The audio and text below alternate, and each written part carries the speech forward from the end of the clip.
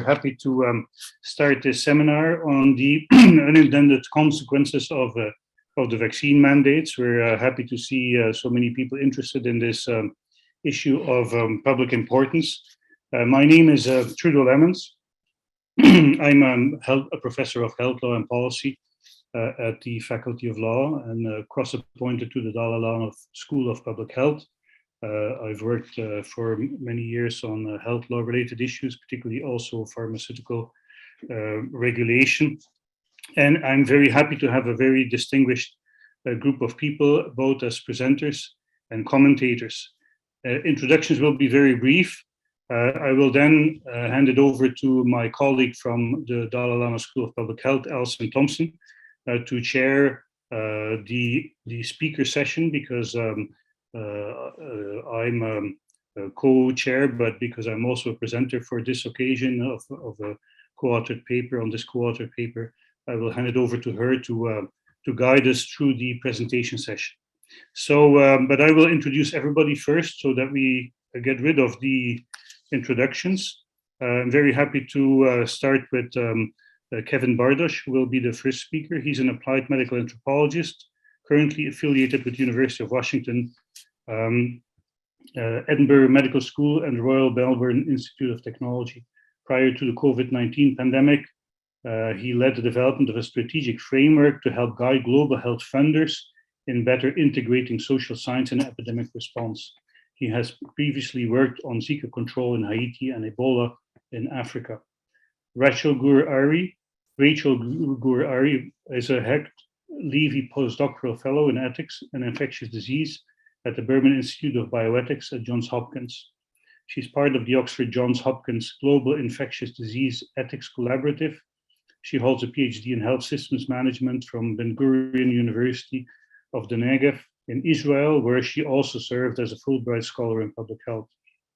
Stefan Baral is a professor of epidemiology at Johns Hopkins, works as a family and population health physician in Toronto.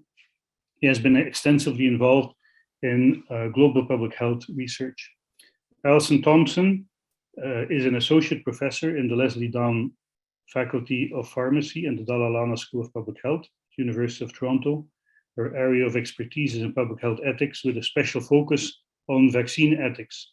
She has been involved in pandemic planning and response since the SARS outbreak, has studied vaccine hesitancy, and has worked on ethical issues to do with vaccine safety and effectiveness. So she will be the first presenter and is also the co-chair. Bill Bogart is a distinguished professor of law at the University of Windsor. He's the author and editor of 8 books, several on public health law, including Off the Street, Legalizing Drugs. He's a frequent commentator for the media and is a regular contributor of op-eds. Then finally, last but not least, Peter Doshi. He's on the faculty at the University of Maryland School of Pharmacy in Baltimore, and he's a senior editor at the BMJ. His scholarly interests focus on the drug approval process and improving the credibility and accuracy of biomedical publications. So without further ado, Kevin, I'll let you start. Great, wonderful. Can you all hear me okay? Yes. Okay, wonderful. So I'm just going to start with a couple of comments about the nature of the paper, and then I'm going to dive into the first section on behavioral psychology. So firstly, why did we write this paper? There was a couple of core reasons, but thinking back over the last year and a half, when we've been conceptualizing vaccine policy, especially since the mandates and passports were first introduced in Israel and elsewhere, there's been an incredibly polarizing debate, public debate, media debate, political debate around these vaccine policies. And although we do have mandates in schools, and there are some efforts in Australia and elsewhere to increasingly use mandates, for example, tying vaccination to social service support. This is a new Australian policy. The nature of these mandates are unprecedented, both in their scope, population-wide mandates for adults, for example, in their nature, the use of QR codes, vaccination certificates to access restaurants, to travel, and also the employment regulations, the way that they were introduced, and also just the magnitude, this kind of global push. So we do see this as a new sort of shift or pivot in vaccine policy. which is obviously incredibly important to analyze, to question, right? I'm a medical anthropologist. Our job is to inspect public health and biomedicine, to critique these policy movements. So we saw this polarizing debate, but we also saw that there was a lack of clarity in what the goal was, or shifting goalposts. We also saw a lot of room to question the effectiveness of these policies, specifically in terms of increasing vaccine uptake. We saw equity issues, substantial equity issues, substantial ethical issues, and then also, which is really the sort of analytical lens of the paper, is the large-scale consequences on society beyond just COVID. So we saw this kind of academic gap, which was quite surprising, actually. And I think we'll probably comment on this during the discussion, but some of us have we haven't been exactly welcomed. This paper has not been welcomed in some quarters, but we did see it as our responsibility, given our sort of work in public health. And so one intention of the paper is to explain why this has become so polarizing. And then the second intention is, obviously, we do have a position on these policies. We don't think that they were appropriate. We think the harms in general outweigh the positives. And it's important to put this discussion in the context of what has just taken place over the last 2 years. I think we're at a point now in the pandemic where many people are wanting to address what I see as a collective trauma that's taken place over the last, since the pandemic started. On the one hand, people who are questioning some of the policies that have been implemented. Also, many of us have gone through our own sort of family or different sort of experiences that we're also digesting. So when we think about these vaccine policies, they need to be placed in the context of unprecedented lockdowns, which preceded them, and then sort of the actual vaccine passports, et cetera. And I do think that this is an incredibly important topic that's going to define public health and the relationship of public health to society for the future going forward. And it's important to appreciate the perspective of unvaccinated people, but then also the people who are vaccinated, but did it predominantly because they were coerced, or they were told, if you don't get vaccinated, you can't have access to your social life or your job, et cetera. And those people are taking these grievances forward into the future. So that's why this analytical lens of unintended consequences is so important. Obviously, going back to Robert Merton's essay in the 1930s, why is this a useful analytical lens? On the one hand, we haven't engaged enough in a civil debate about the unintended consequences of COVID policies. It's been very polarizing. Anthony Fauci here in the US, I'm in the Seattle area, just this week has come out and finally said, oh yes, lockdowns and restrictions have unintended consequences. I have not heard him say that since the beginning of the pandemic.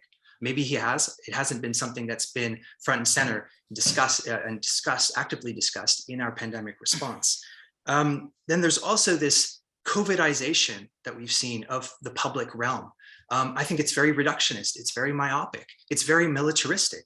And it puts short-term goals, okay, for example, we need to increase vaccination rates, no matter what the age distribution group is or whatever, over considerations of long-term public trust and confidence in vaccination or in public health or in the political process. So this paper attempts to digest this complicated issue in a subtle and somewhat of a nuanced way. That was our goal. And so we have 4 parts to the paper. The first one is on behavioral psychology. So what are some of the key kind of concepts of behavioral psychology that can help us explain the unintended consequences? But then also, how does this play into it? Secondly, on politics and law. Third section is on socioeconomics, and the fourth section is on what we call the integrity of science and public health. So quickly jumping in here to the first section on behavioral psychology, we have 4 domains. So each of those 4 sections has a number of domains, and I think we have about 12 or 13 in the paper. So for behavioral psychology, there's 4 core concepts that we discuss. The first one is reactance. So this is the idea that if you are going to take away my freedom, I am going to seek to reassert my personhood, my dignity, my power by doing something to get back at you. Or expressing myself, or doing something to empower my own sort of person. And this is a core concept when we try to understand backlash. And certainly the studies that actually exist, the behavioral psych, the experimental studies on COVID-19 vaccination, actually, most of them support. There are some that don't, and obviously the methodologies are very complicated, and you got to get into a methodological question. But on the whole, they support the idea that there's going to be a substantial proportion of people who are just going to say, no, because you're coercing me, I'm not going to get vaccinated. Right? Everything else beside, there's just going to be in society, there is these, wonderfully stubborn people who are just not going to do something because you tell them to do it. And and of course, there's all sorts of other sort of psychological sort of nuances to this discussion of backlash. But the studies support that. And they also support that with COVID-19 vaccines specifically, people will report not wanting to get other vaccines because of the coercive nature of these policies. And so there's a big worry that we have that this is going to lead to a drop in vaccine confidence around the world, especially in, for example, let's take the African subcontinent or sub-Saharan Africa as an example. If right now African governments implement blanket COVID-19 vaccine mandates, right? The public perception is that we've already had COVID. It's come around. It's swept. Our countries. We already have natural immunity. We don't need it, and that would have a devastating impact, in my opinion, on vaccine confidence in Africa. So the other kind of point here is who are the ultimate targets of these policies, and there's a couple of papers that have been published so far on vaccine passports in Europe. And some of these mandates, obviously the evidence is still coming online, but the existing studies support the idea that it's predominantly younger people who have been vaccinated because of the mandates and passport systems. So those are obviously low risk individuals for COVID. And I think there's an argument which we make in the paper that these policies are not increasing vaccination rates in the elderly. So that's reactants, and I'm cognizant that I'm probably going over time, so I'm going to be kind of quick with the other sections. So number two is cognitive dissonance. So that's the notion that when we're under stress and we see conflicting information, that heightens our sense of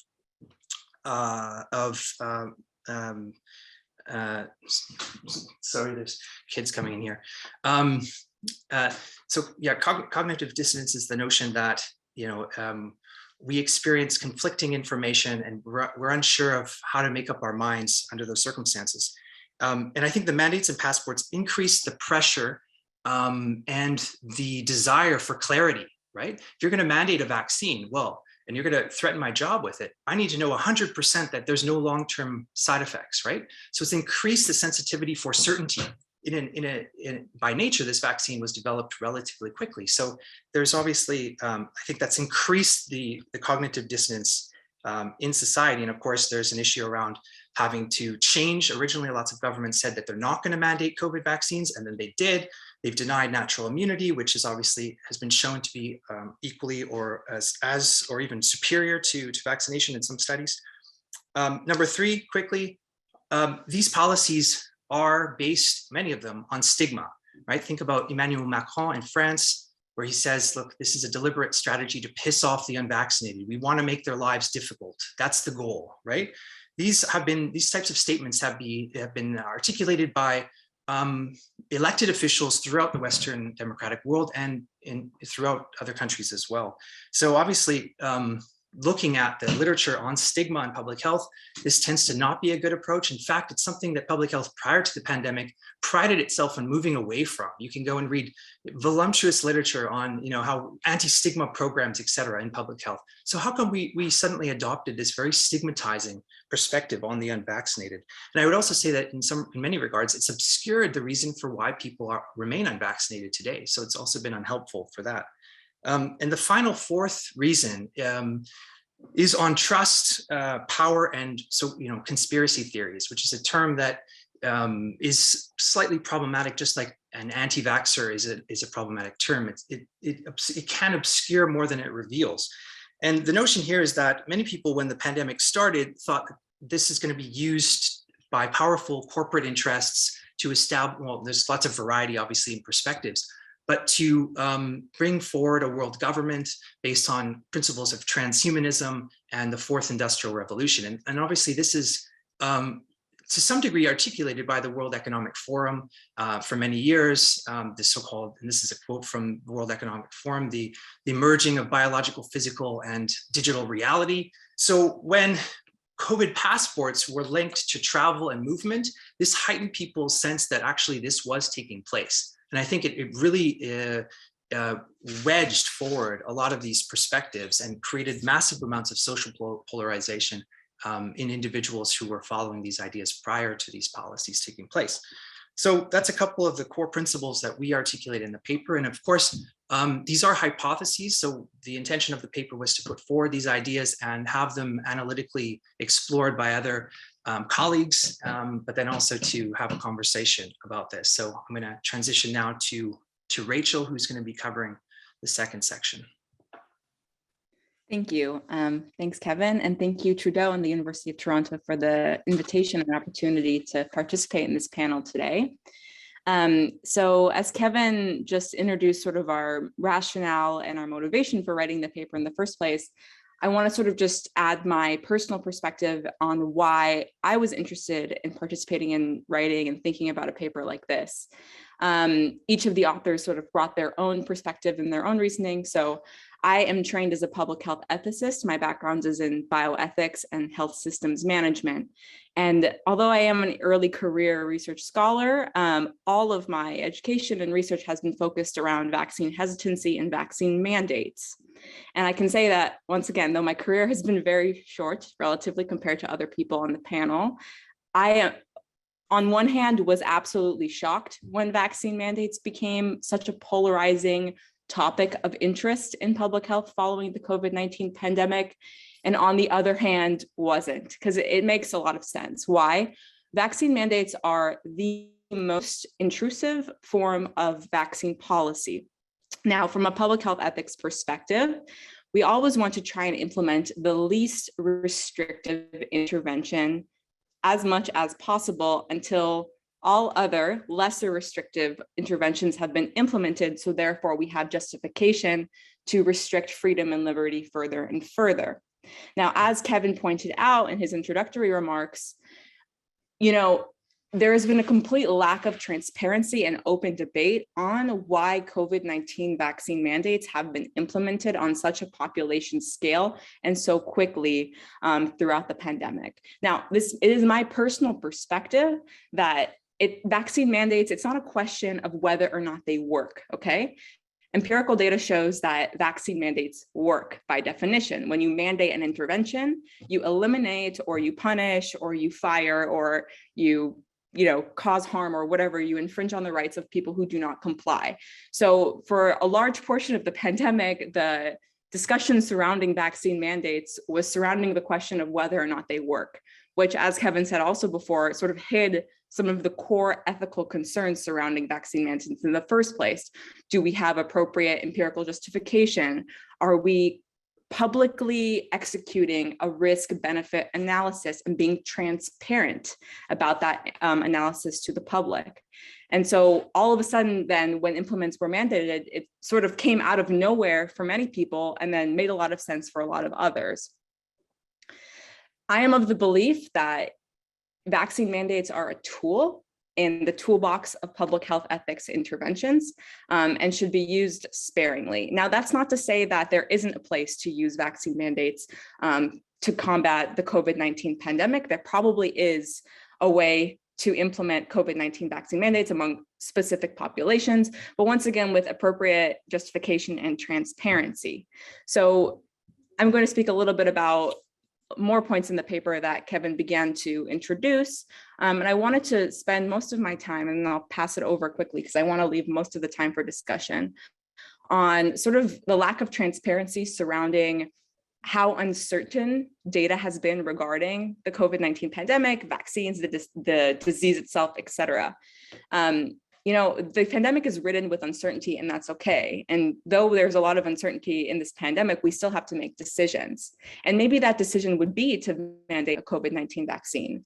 But then why in the public discourse has data showing that perhaps natural immunity is equivalent, if not superior, to vaccination? Why has that been shut down? Why is that not included in vaccine mandates?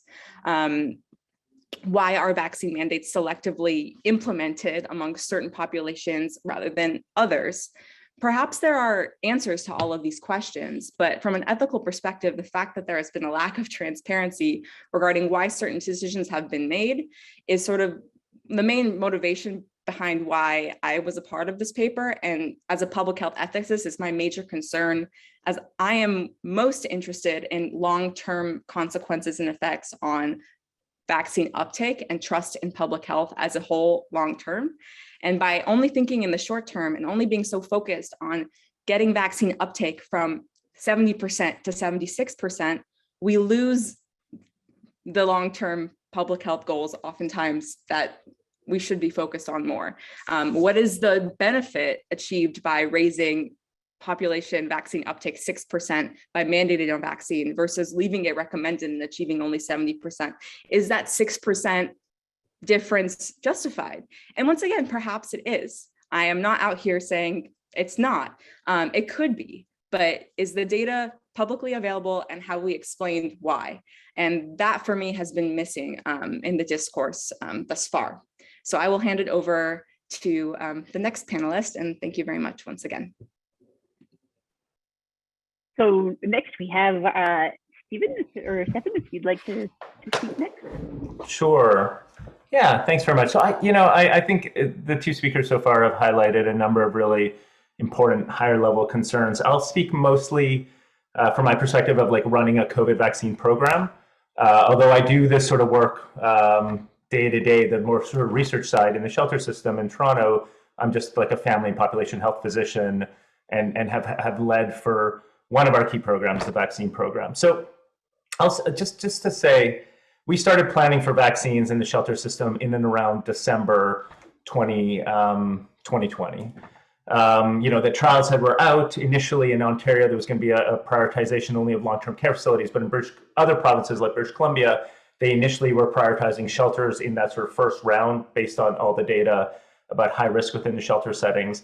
We were first able, and so I'll just say, we started this education program with community ambassadors and whatnot, and it was always around like trying to kind of not convince, but just provide people education about vaccines as we do for any vaccines. We run ongoing influenza vaccines, pneumococcal vaccines, shingles vaccine. We run a whole series of different vaccine programs. I think, at the time I was like, listen, no, we're never going to force you into that. I mean, this is the things they were saying. We'll never force you into this. This will totally be your choice. I'm here to answer questions about these vaccines because they'll probably be available like in the next month or two. So if we want to start having these discussions, any questions you want to ask, no judgment, go ahead. And I think over time, and we had a lot of great engagement, and we did our first vaccine clinic in a shelter serving elderly folks January 15th. And then the second clinic on February 8th, and then really have scaled since then. And I think, but what changed over time, I'll just say, is this idea of like, it's your choice, because by April or May, obviously these mandates and things started going in place, and the conversations changed in tone. And obviously the early adopters are always quick, and they were like, they don't even want to talk about it. Some of them were just like, just give it to me, I really want it. Others want to have these discussions, but I would just say that from a very, if I would say frontline perspective, like the tone of the conversations changed. They became much more argumentative, because I would say things like, this is totally your choice. You have to consent. In fact, as given that they were under an emergency use authorization, we needed first written consent and then verbal consent recorded in people's charts in order to administer the vaccine. So we're like, it's totally your choice. In fact, we need your consent. And they're like, I don't consent. Well, I'm like, but then I'm not giving the vaccine. But then there was this whole weird dynamic that I've never had as a physician or as a public health provider or as a researcher, this like uncomfortable dynamic with clients about like, should they not engage in something because they were getting so squeezed by it. So I would just say that I think like the dynamics around that sort of provider kind of patient client perspective really changed. The second thing I'll say is that our vaccine team, so we had a small vaccine team. We have a ton of shelters across Toronto of varying size, as people may or may not know. The city of Toronto had a vaccine outreach team. We as well had one. but they're still small in relation to all the different folks that experience homelessness and unstable housing across the city. A couple of nurses compared to these mass immunization clinics with like 75 nurses or 100 nurses and Scotiabank, whatnot. We were a relatively small team. And what we started by first was like printing out certificates. So initially we were just focused on vaccination. As folks needed documentation to get into places, they were like, listen, I've lost my certificates. Can you print them out for me? So then we started kind of walking around with like mobile printers. And then it just got to the point where we were spending like an hour of person time in a clinic, like an 8-hour clinic, just printing people like certificates. And then obviously as we moved on to January of this year, and then people needed the QR codes. First, they needed them informally by October, and then after January, they weren't able to use anything but those QR codes. And they needed matching ID. So then we had to like create these like, on the one side, they're like their health card, like a photocopy of their health card, a color photocopy of their health card. On the other side was their QR code, and we laminated them. People still lost them because we didn't want people walking around with their original IDs, because then it's so much work to replace those IDs if they're lost. And it's violent on the streets of Toronto. People get held up, and so just the work involved. And then I'll also note, is that people are being asked for photo ID when they shouldn't have been asked for photo ID. So we wanted people to use their old red and white health cards because we didn't want to order new health cards for folks. They were being denied entry with those, even though they should have been allowed. But there was sort of this differential implementation on the side of businesses to like not let folks in that they may not want to let in.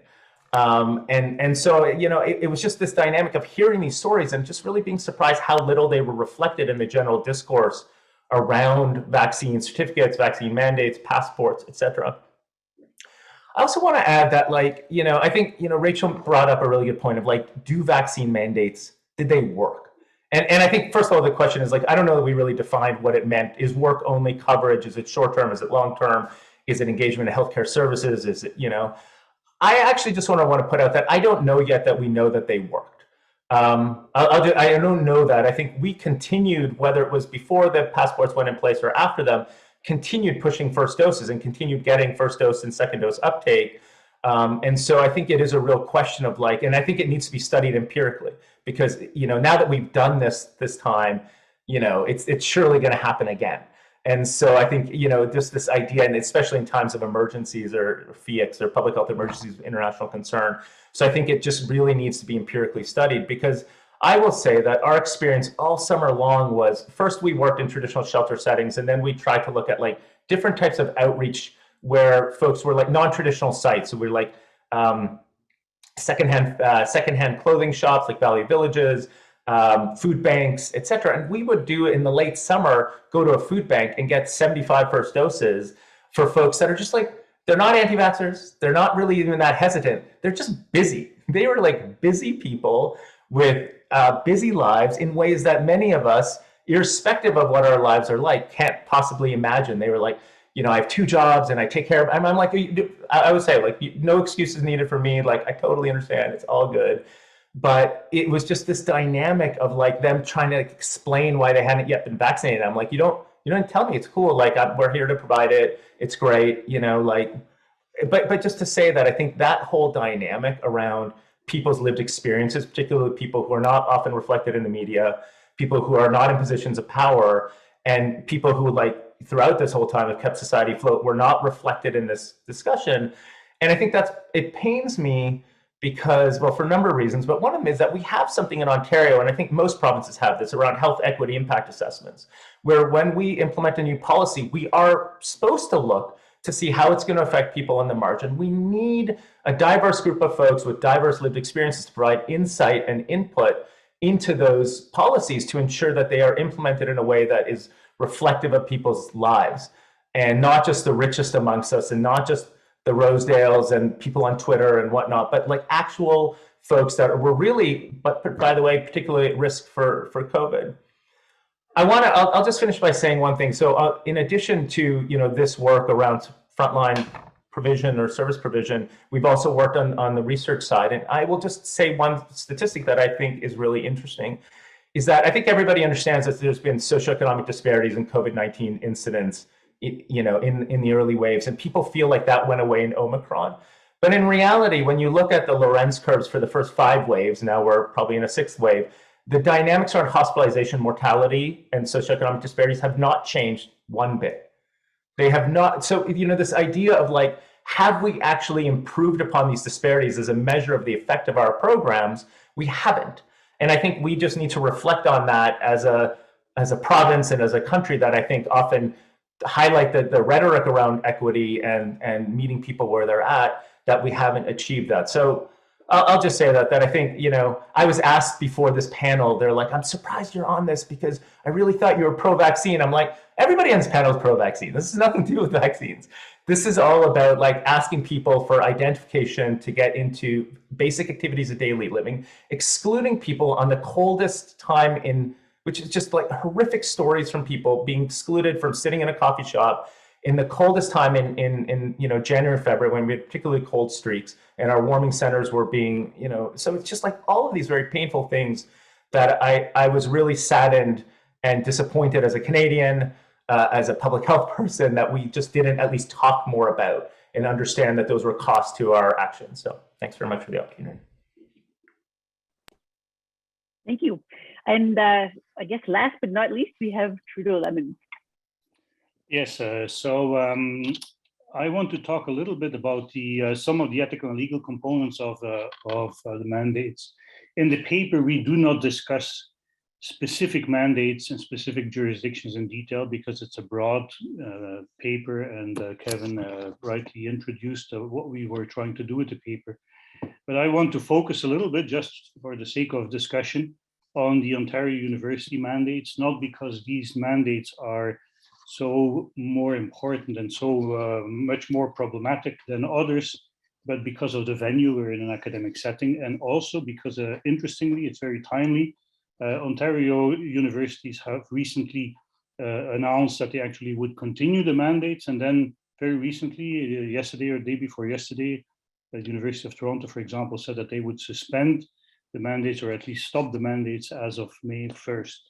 So, so that's why I think it's interesting to look at the mandates, the Ontario mandates, as an example of some of the concerns that we have about the legal and ethical components of specific mandates.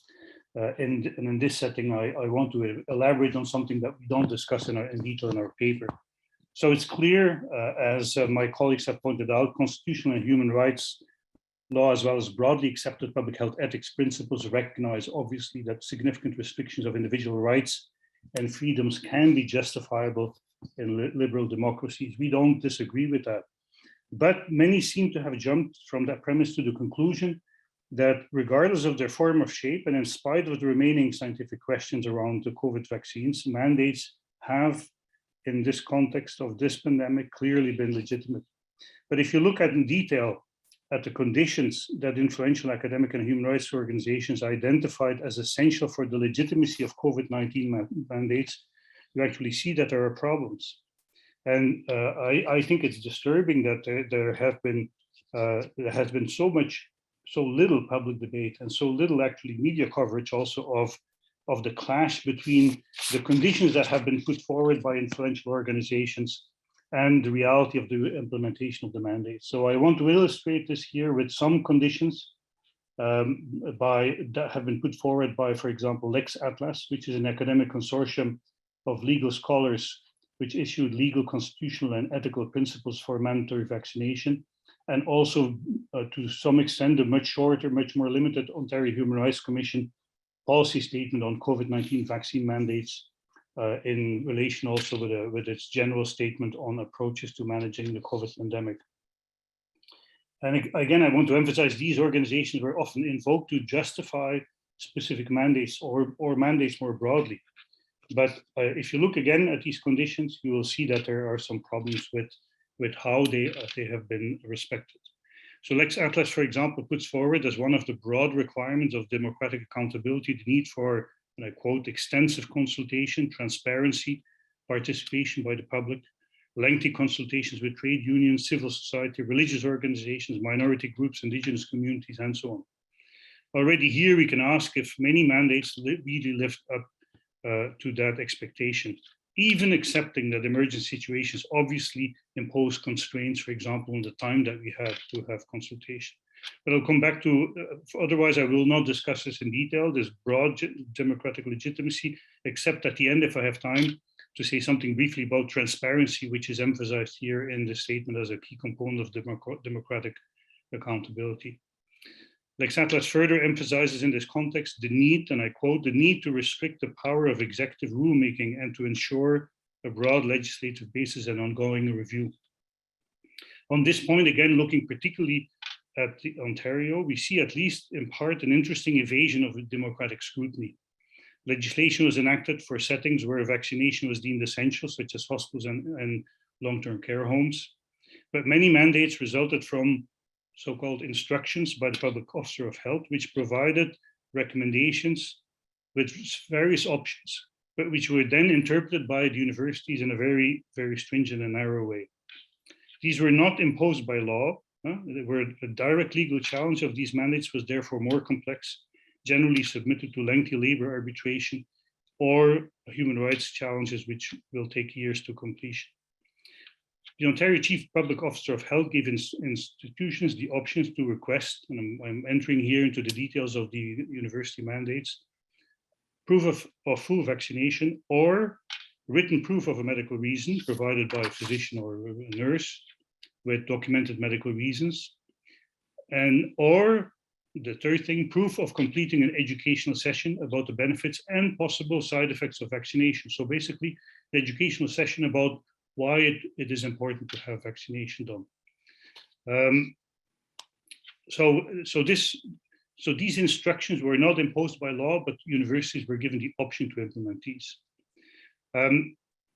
I think this relates already or brings up the idea that there was an evasion of democratic scrutiny in the overreach of institutions in enforcing public health policies.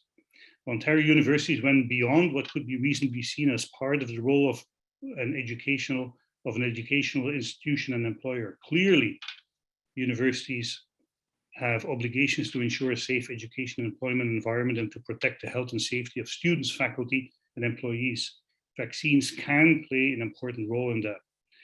Regardless of the relevant public health policy arguments about the wisdom and effectiveness of imposing rather than encouraging vaccination, these institutions do not have a role of private enforcer of what they deem to be proper healthcare practices that individuals should adhere to, unless these have direct relevance to occupational health and safety or the safety of the educational setting. It's also clear that they ought to respect, and I think everybody will agree with that, recognize legal and human rights principles, particularly the principle of proportionality.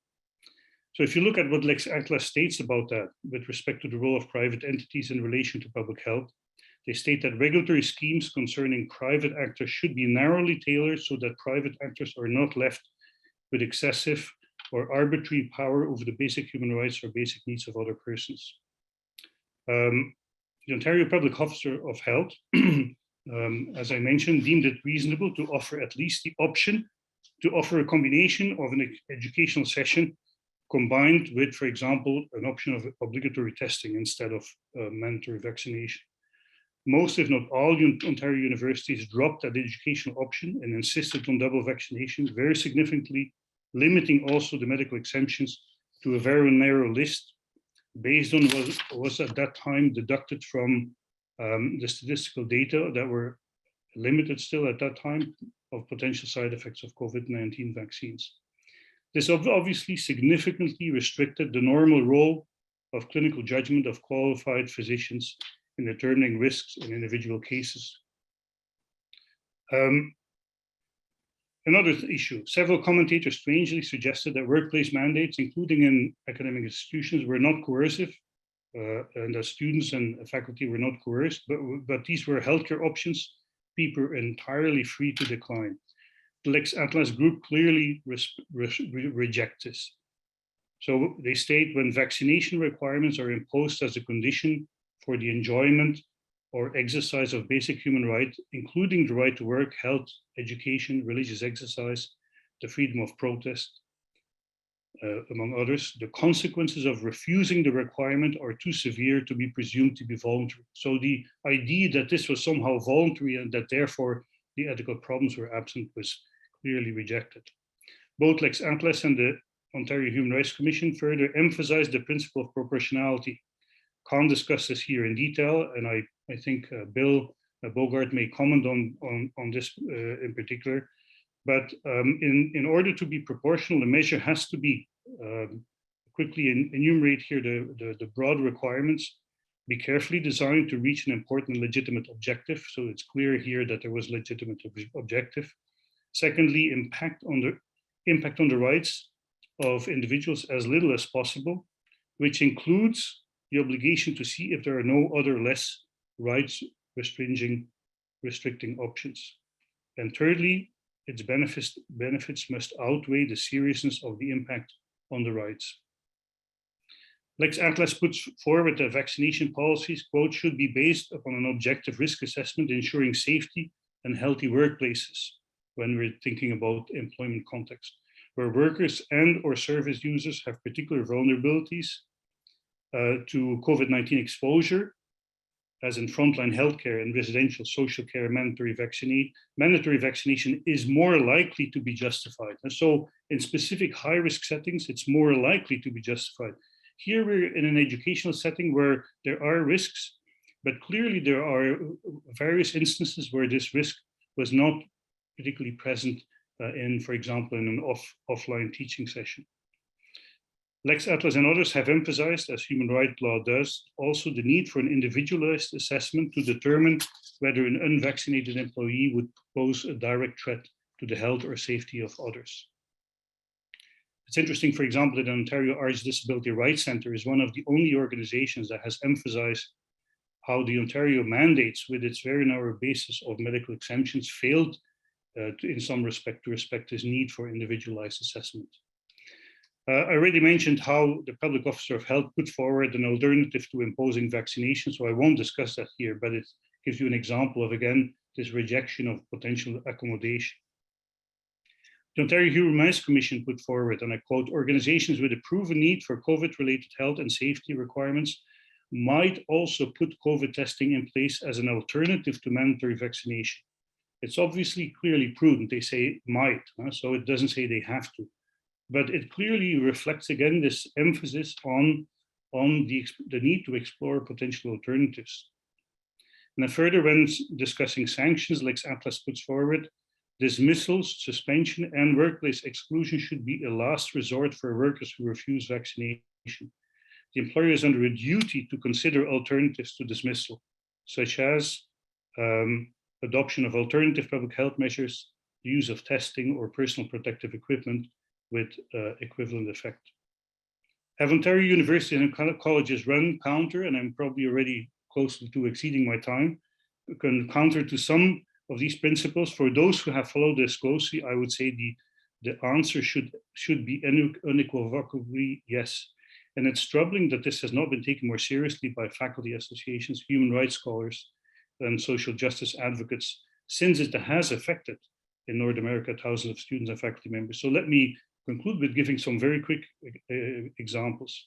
First, many universities have used a hammer to penalize vaccine-hesitant faculty and students with suspensions, threats of dismissal, refusal to renew contracts, with little or no accommodation, such as options for reassignment or alternative health measures, even when faculty pose no direct threat to the safety and well-being of others, and even when some of them were fully vaccinated according to accepted standards in other jurisdictions. Secondly, most universities and colleges moved to online classes. Online teaching and class attendance clearly removed the direct threat of transmission that would justify, from a workplace-related and institutional perspective, mandatory COVID-19 vaccination, considering also the known short-term effectiveness. Third, full vaccination requirements were imposed even regardless of academic leaves or absences or in-person teaching obligations. Further, exemptions to vaccine requirements have been interpreted, as I already mentioned, very narrowly based on statistical data in relation to products that have clearly not been very long on the market, and where we continue to learn about the extent and nature of potential adverse reactions. And I think this will also be discussed in the question period. Another example, mandates fail to recognize the impact of prior infection on immunity status, while this has from very early on been established as offering immunity at least some level, if not a higher level, against COVID-19 and against risk of transmission. And even scientists who remained skeptical of the immunity conferred by prior infection generally accepted that someone with prior infection only needed one shot to have similar immunity than someone with 2 vaccine shots. This has been part of many European mandates, was recognized in Quebec's vaccine mandate policy. Ontario mandates rejected that, including the university mandate. So you could have, and I quickly want to put that out here, an absurd situation where an Ontario faculty member residing in Quebec or on leave in a European country could fulfill the requirements of vaccine passports in their jurisdiction of residence, yet could be suspended without pay from their job by an Ontario university without even in-person teaching. So all of these examples, I think, point to the seriousness of the impact of the vaccine mandates in university context. I want to conclude here with a quote from Alan Blogg and Nicola Contouris, who were 2 UK scholars who contributed to the Lex Atlas recommendations. They were talking about, in a recent blog, about the danger of unconstrained managerial prerogative in the context of vaccine mandates. And they state there that fundamental rights to privacy and bodily autonomy, freedom of conscience and religion, the right to work, the right to safe and healthy working conditions, and human dignity are engaged in the debate around vaccine mandates. It's a matter of grave concern where employers are permitted to exercise their coercive powers without principled regulation and constraint on a matter that is so integral to the life, health, and bodily integrity of workers. So many of our North American academic institutions, in my view, need to reflect for the future on how their heavy-handed vaccine mandates may have failed to live up to these basic standards of legitimacy. And I would say there is also another reason why I wanted to focus on the university setting and why I have, as an academic, been particularly disturbed about the imposition in that context of mandates without full recognition of the standards and the conditions that have to be fulfilled in order to impose such, which is the fact that we are in academic institutions where many of us have been working on issues around drug safety and effectiveness, on public health policy, on vaccine hesitancy, and have emphasized, for example, ongoing problems and challenges in relation to drug safety and effectiveness. And the mandates have contributed to a climate in which even simply the raising of critical questions about transparency of clinical trials data, transparency or problems with adverse event reporting in the context of our drug regulatory system have been brushed aside as part of problematic opposition to vaccination, which is in the case of us as authors certainly not the case. So I know that commentators will comment on that in more detail, and I will leave it at that. And I apologize for exceeding my time already. Thank you. So I am actually now chair, and so I will start by inviting. I think it is Alison who is first on the list of commentators. Okay, Alison, I will turn it over to you now. Thank you, Trudo. Lots to chew on here, and it's going to be hard in 10 minutes, but I did want to just start with, as Rachel did, a little bit of background about myself. And I've been working in the area of pandemic planning for almost 20 years now. So this is not the first time I've been thinking about lots of these issues. And I wanted to share that without oversharing. Before we started this session, there was a little bit of nervous conversation about how this would land with people, this conversation, and I think that's what I want to address today, is the difficulty of having conversations about vaccines that are nuanced, without fear of reprisal. I've experienced, been uninvited to things when I have in the past been critical of vaccine programs, particularly around the HPV vaccine and how that unfolded in Ontario. And so it's difficult to have these conversations, particularly in a pandemic, about the role of vaccines and how they ought to be administered programmatically, whether or not coercion is appropriate for achieving public health goals that are related to vaccination. So I want to talk about zoom out a little bit, and some of the speakers already have touched on this, but we tend to think of getting vaccinated as a solidaristic action, that we are contributing to herd immunity in some way, and that is contributing to the common good and expressing solidarity with others.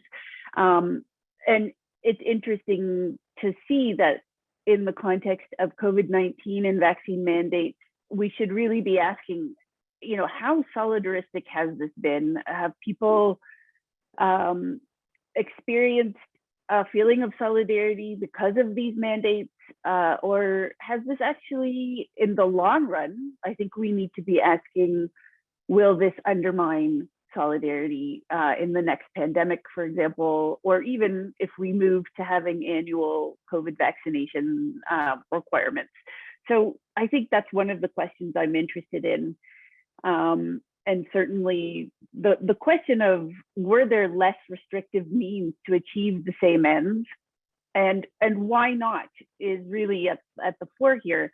And I think one of the unintended consequences of these vaccine mandates and of vaccine passports and of all the huge emphasis that was placed on vaccines for getting us out of this mess has been that, that these negative consequences, which a lot of you have already touched on, may be unintended, but none of them were unexpected. And we ought to have known that the potential for these negative consequences were always there. We have looked at this before, as academics, as people working in public health, and we know how central public trust is to the success of public health. And so, while there may be these unintended consequences, they certainly were not unexpected. And so a lot of this will be put down to a certain myopia, or actually even a willful resistance to learning the lessons of past pandemics, which seems to be a pattern for governments all over the world. And I'm really particularly interested in the impacts that this focus on vaccines and vaccine mandates has had on the evolution of the public discourse across over time. And a lot of speakers have already commented on, the public communication of rationales that have shifted, but there's also a shift in the overall public discourse that's taken place because of our lack of preparedness for the situation. We really did put all our eggs into the vaccine basket here to get us out. And that was necessary, really, because we weren't prepared for this pandemic. And vaccines were held out as the way out of the pandemic, out of lockdowns, out of masking, out of social distancing, getting kids back into school, opening up long-term care again, returning to travel. That was all hinging on how many people were going to be able to be vaccinated. And so I want to talk about, we're having this conversation today about vaccine mandates and the unintended consequences, but, I think this has happened before, where we are now talking about the ethics of vaccination, the legal issues. And we have stopped talking about equity, and we have stopped talking about differential impacts beyond, how do we reach those hard to reach groups, or those groups who don't trust easily, those conversations we're having. But we aren't really talking about why we weren't better prepared for this. Had we had stronger and enforceable international health regulations, better global surveillance, more PPE stockpiles, better supply chain management, less severe health inequities that leave populations vulnerable to viruses, better contact tracing, all of those things, had they been stronger and had we been better prepared, vaccines would not have been so utterly critical to ending the pandemic. And that's certainly true locally, but also globally. And just maybe we would still be talking about why we were so unprepared and why we keep failing to learn the lessons of past pandemics rather than debating the merits of measures that seriously curtail individual liberties and undermine solidarity. We've narrowed the public discourse to focusing on all things vaccines at this point in the pandemic. So vaccine uptake, hesitancy, safety, effectiveness, and mandates. So another unintended consequence here is that we're not talking about the failure of most nations and of the global community to make sure that we are on top of emerging infectious diseases and prepared to contain and mitigate them early on, and to make sure that health systems across the world are robust enough and that global vaccine capacity is in place so that we don't get caught off guard again. And so when we're faced with these draconian public health measures as the alternative, vaccine mandates seem proportionate, don't they? I think there's a lot of people who would say we had to do this. They are a proportionate response when you look at the harm caused by lockdown. And when we failed to prevent a pandemic and failed to learn lessons from SARS and H1N1 and Ebola and Zika and any number of other viruses, tuberculosis, vaccines really are the light at the end of the tunnel. But I want us to remember that they're a technological fix to a collective failure to prevent pandemics upstream. This is not to say they don't play a role, and certainly they do, and they have had an incredible impact on infectious diseases, and so much so that in the 60s, the Surgeon General in the US declared infectious diseases a thing of the past. We won't have to worry about them anymore. So there's no denying that they play an essential role in any pandemic response, but they are not, they are much further downstream as a response to a pandemic than many of the other fixes could be that are further upstream and which may in fact have a much bigger impact on all kinds of public health issues, chronic diseases included, not just infectious diseases, if we can eliminate health inequalities. So public health prevention is now sitting really uncomfortably close to our bodies. It's inside our body. We've breached the dermis here in the front against the pandemic. It's now inside of us. It's sitting uncomfortably close to ICU doors and even the doors to our houses where we've been spending so much time over the last couple of years. So let's not forget to ask, why were we caught off guard? And it wasn't because we don't know how to protect populations from pandemics. We've known for decades how to prevent or to blunt them or to prepare in advance for them through surveillance.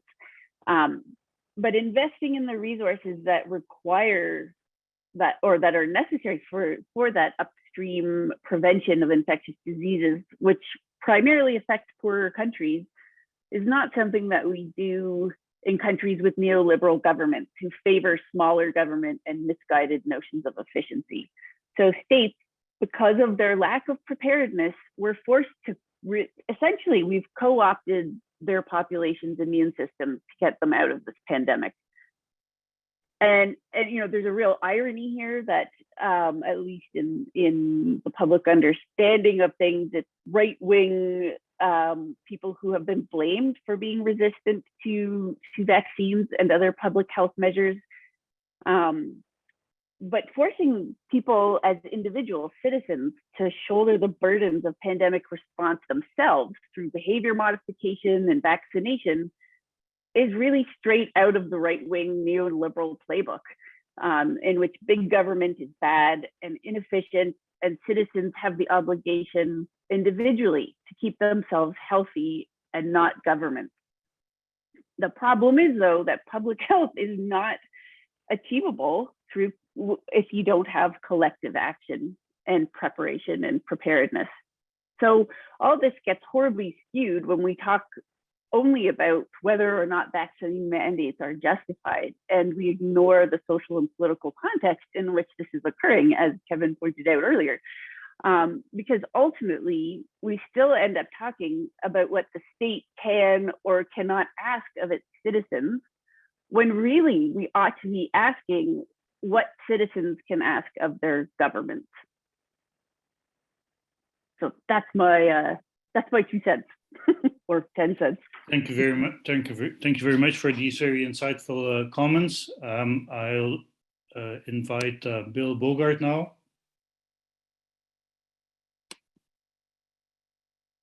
Thank you, Trudo. Can you hear me? Yes. Thanks very much for this opportunity. We don't see you very well. Oh, just a second here. How about that? Thank you very much for this opportunity. And it's a pleasure to be here. This is a very provocative paper, which has many very fine aspects.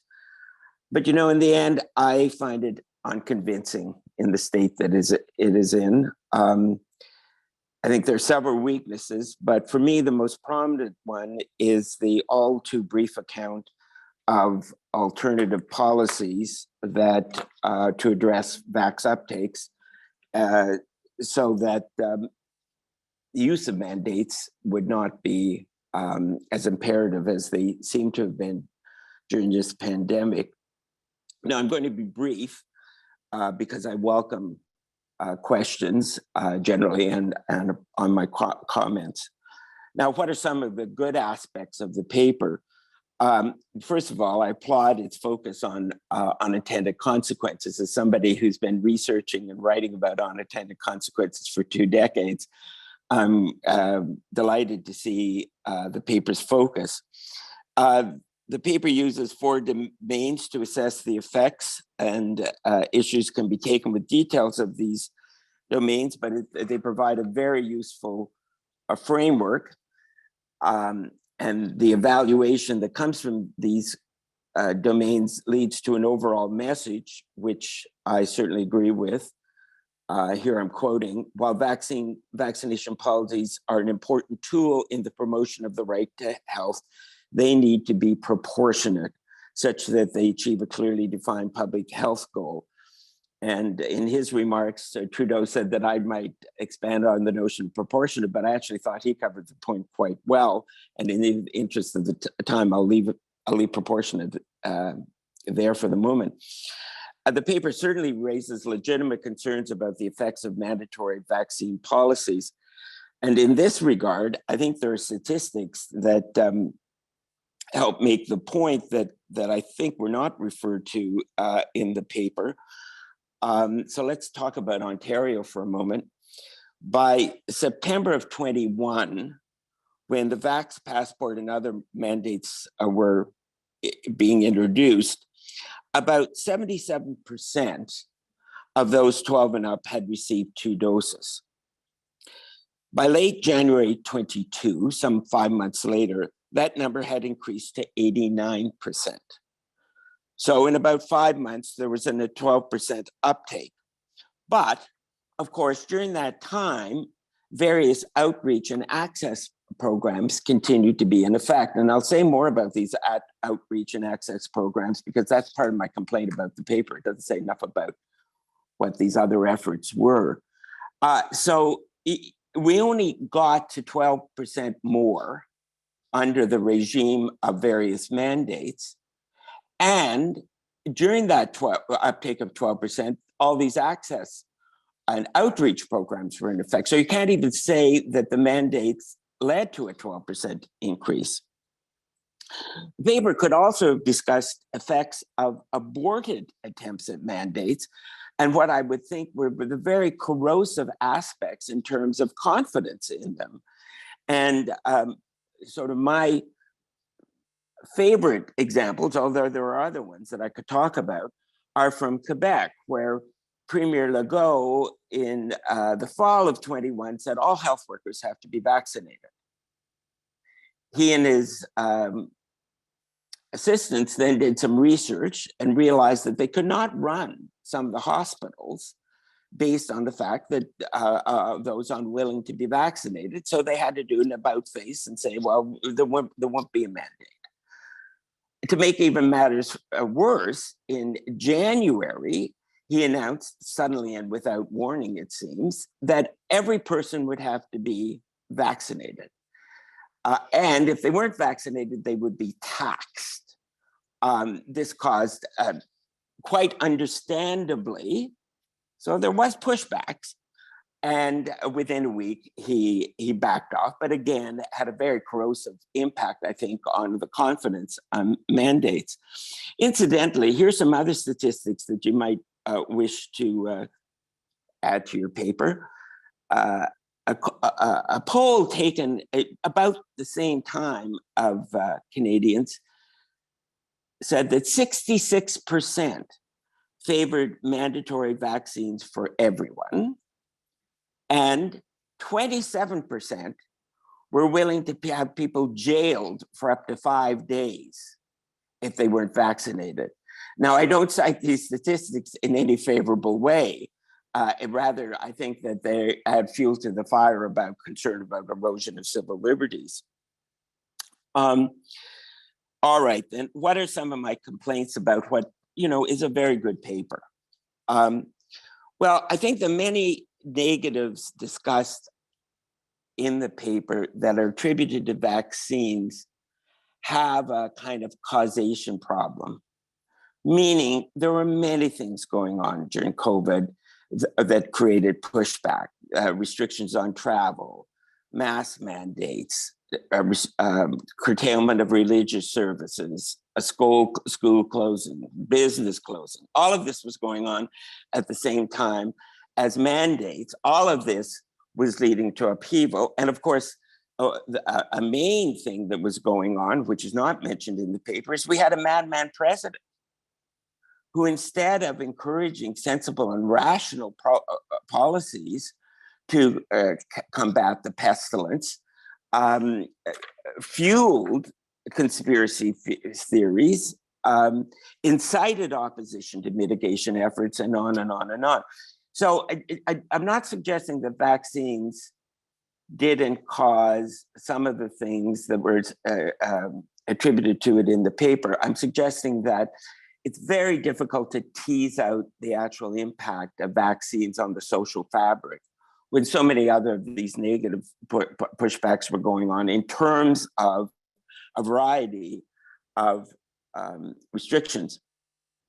I think another thing is that while the paper certainly is clear that vaccinations can promote public health, there's very little said about the extent of this. And here I think, there are differences in the societies that we should take note of. I realize Trudeau's point is accurate, that it's a broad-based paper. You're not getting into differences in societies, but those things then play in terms of anybody reading this paper.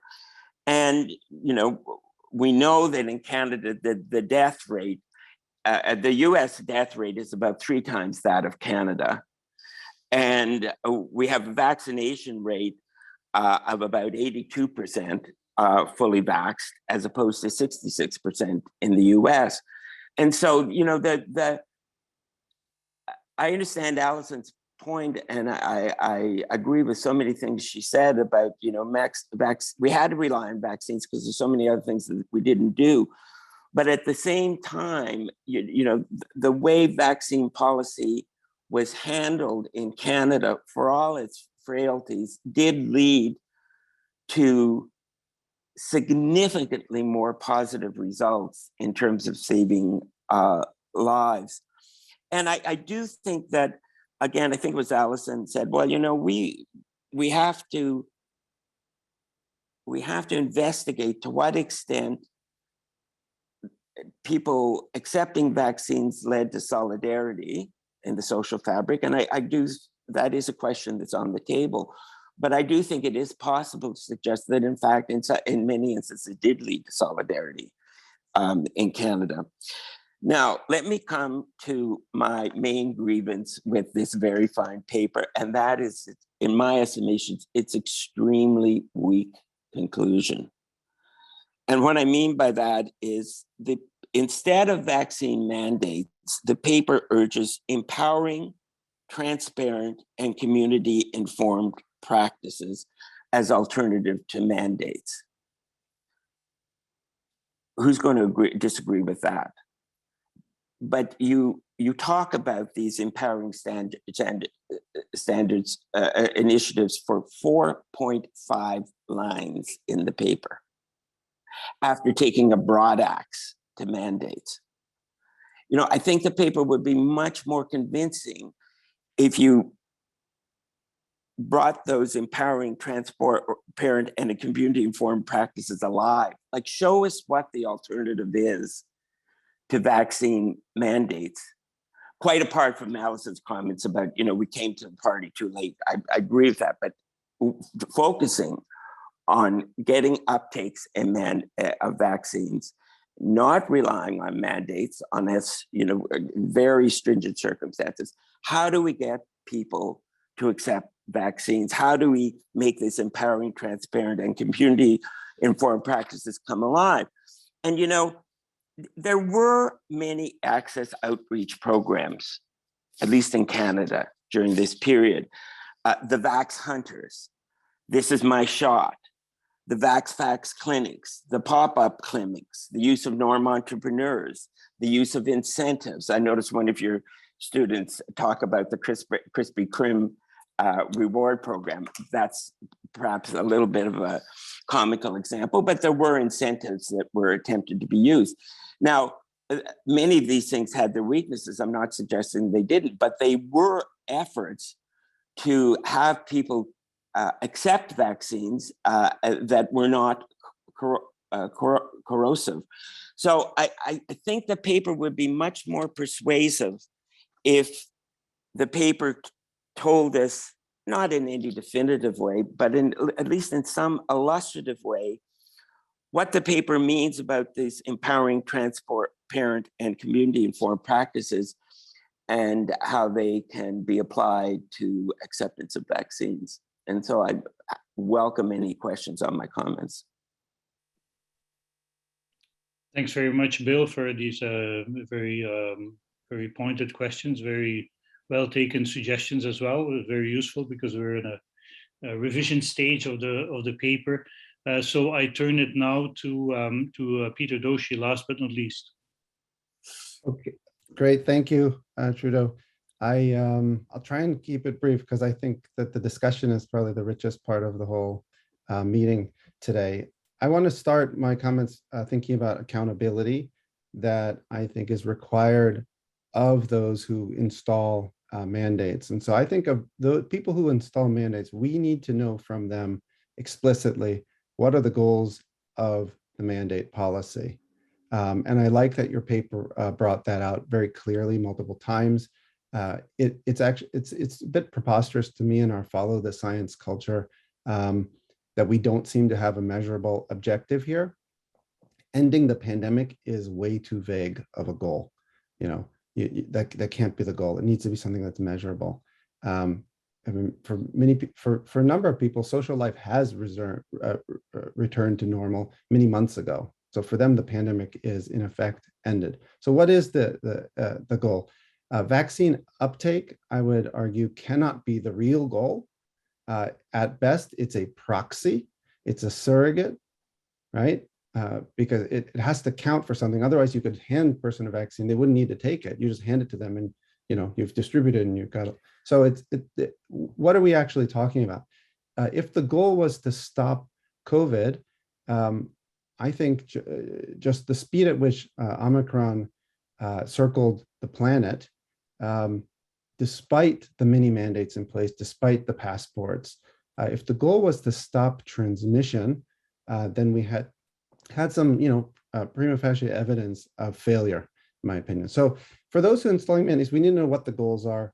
And we need to know, secondly, what are the mechanisms in place for measuring and evaluating those goals to see whether the policy is meeting its goals. That has to be known. Who's carrying out the analysis? When will the analysis start? When will it be completed? And then thirdly, I'd like to know of those installing mandates, are the unintended consequences, as you call them, being measured? And if so, by whom?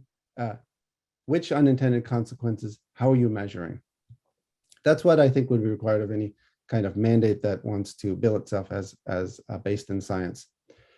So I've spoken a little bit about mandates. For me, the reasons to object to mandates, I think 4 reasons that independently all sort of qualify as sufficient.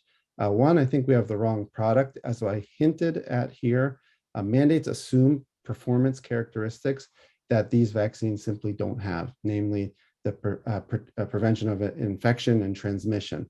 That is not what we have in the vaccines that are available to date. We do not get sterilizing immunity. And if that's the basic assumption, then I think that calling these vaccines, we're probably short-circuiting our ability to think through that. Because if the real effect that we're getting out of vaccines is actually about personal protection and the reduction of severity of disease, if that's the effect, then I think we're dealing with something that is closer to what you would usually think of as a prophylactic drug. And if we simply swapped the word vaccine with drug, my opinion is that we would have an entirely different conversation around this whole topic. Second, I think the wrong target, and this is a bit of a technical argument that you really can't even implement a mandate properly, even if you want to. And you hint at this in the paper or I think pretty directly, that you would have to exempt populations from a mandate who you know ahead of time are going to experience more harms than benefits, right? The harm benefit analysis, if you know there's a population that's going to have a negative harm benefit, they have to be exempted from it.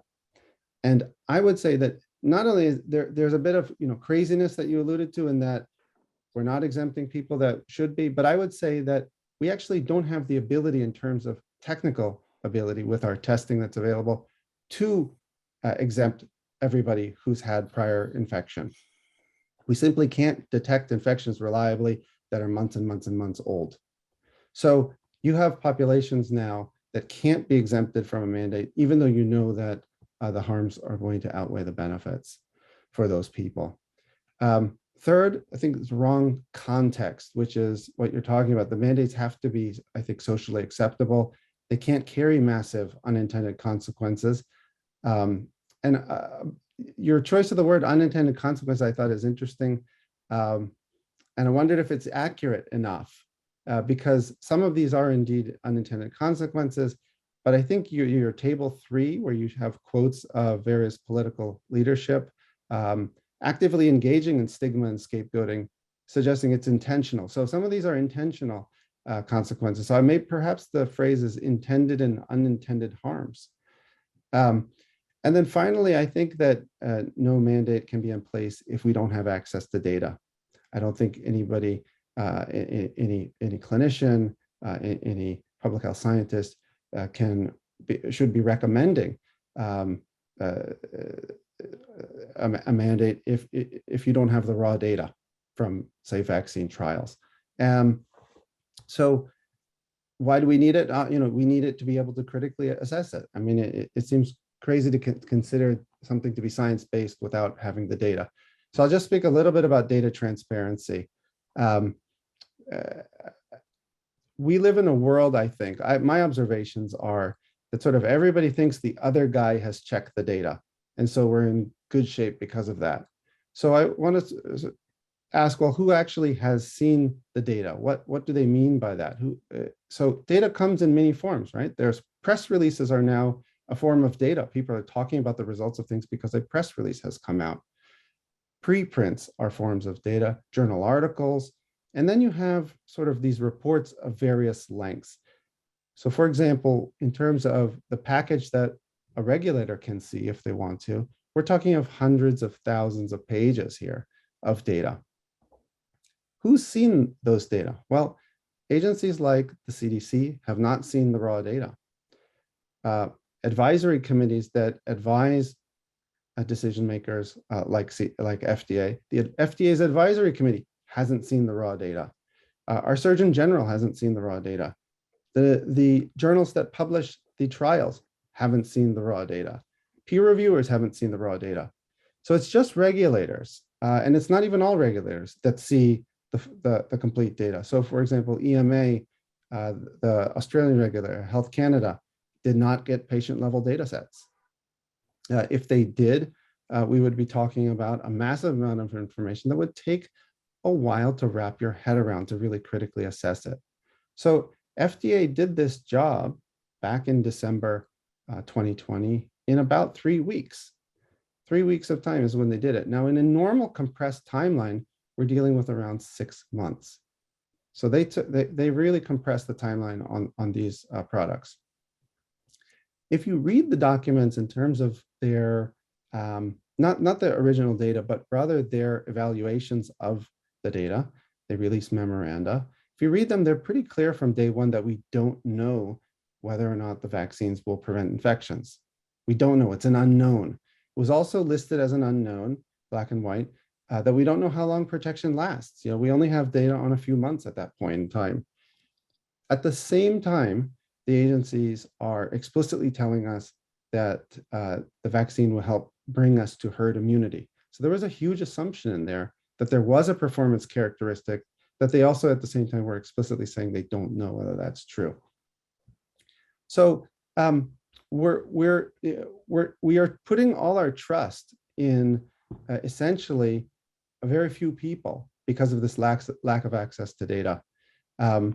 And people that made the decision in very short amount of time. And I think that decision was originally made because the notion was that you can't provide the vaccine to people for which there was this, you know, a lot of expectation about what the vaccine will do. You can't provide it to people without some kind of emergency authorization. And I still don't think that is true. I think there was an alternative mechanism, and it was discussed by the FDA's advisory committee, not for too many minutes, but it was discussed, which was expanded access, or also called compassionate use. What expanded access would have done is it would have required informed consent between the recipient who wanted the vaccine and the provider. And the informed consent would have to explain that this product, the evidence base for this product is at such a state that we still don't know whether benefits outweigh harms. They might not, but we don't know at this point. And that's why we're doing studies to find out. But if you would like the vaccine, despite the state of the evidence, you're welcome to it. So an expanded access protocol, I think, would have really threaded the needle between the need for developing the robust evidence base we needed, which we never got, unfortunately, because the trials were unblinded shortly after, and access. So this notion that these things were needed to provide access is wrong. It continues to be made over and over with regulatory decisions. This notion that you don't have access until you have approval. It's just not correct. There are alternatives to it. So I think that I'll probably just leave it there because there was, I thought, a lot of interesting questions from the students, and love to discuss them with everybody. Thank you, Peter, for these comments, which were obviously of a very different nature than the two others, but as I expected, you would be talking about transparency, so I cut my discussion of that short. I can invite, but I'm happy also to simply start with the questions. If Peter or Rachel want to have any comment, any feedback, any suggestion, any response to any of the commentators, I would invite you to do so. Otherwise, I would start with the question period, whatever you prefer. Go ahead. I don't have any further comments. Okay. And I know that for those, there will be questions later. I see already a hand by Dion. But we, as people who take the seminar know, We normally start always with questions from students who take this particular seminar as a course. So I will start inviting some students, and then I will note down also who has put up their hand, and I will invite them and unmute them at that time. So I will start with a question by inviting Mary Fiedler to comment or to ask her question. Mary. Okay. Hello, everybody. Thank you so much for the wonderful presentation. I actually asked 3 questions, so I'm not exactly sure which one Professor Lemmens wants me to ask, but I think the whatever one you prefer. Okay. I think the one I'm most curious about is, I generally agree that carceral approaches to public health are misguided and generally unhelpful in achieving sought after health outcomes. That said, I'm also really deeply concerned about how we're at a point in the pandemic where we've, all but abandoned individuals who are at high risk of contracting COVID-19 or are likely to experience severe outcomes. And so I think that this gets a bit to what some of the presenters were talking about, but I was just wondering, what other alternative public health interventions do you think would be helpful at this point to keep those groups safe? Thank you. So I can invite my co-authors first to comment. So Kevin, do you want to start? Yeah, I mean, I'd like to just say something about this sort of, I think Alison commented on this, the idea that we've put all of our eggs into the vaccine basket, right? And that does really seem like it's true. Even to the degree where public health authorities and the media, and I'm talking here specifically about North America, were not advertising or discussing access to monoclonal antibody treatments when they were still effective against the variant. I know that these are obviously changing treatments, and they are also they were under emergency use authorization, and they're very specific, and they're also complicated, but they have saved a lot of people's lives. And we saw this politicization of them where Florida was advocating for, the governor of Florida, Republican governor, was, creating policies for increased access to monoclonal antibody treatment, where individuals in, let's say, the Maritimes or where I live in Washington State were not aware that treatments were even available. So, and when you talk to physicians who have treated COVID patients, there are steroids, there's other treatments that physicians have been using throughout the pandemic, but we haven't had, for example, hotlines. You for almost 2 years, you get COVID and you're told, well, go home and, if something happens, come to the emergency room. Our healthcare systems haven't had, that sort of basic level of clinical aptitude. So one thing I would say early on was, expanding access to treatment. And in fact, I've read a couple of investigative journalists who have poked around, looking at the reasoning for why public health downplayed communication around monoclonal antibody treatment. And it was exactly that they were concerned that people wouldn't be vaccinated if they knew there was a treatment. Now, that's quite an ethically problematic, stance to sort of take.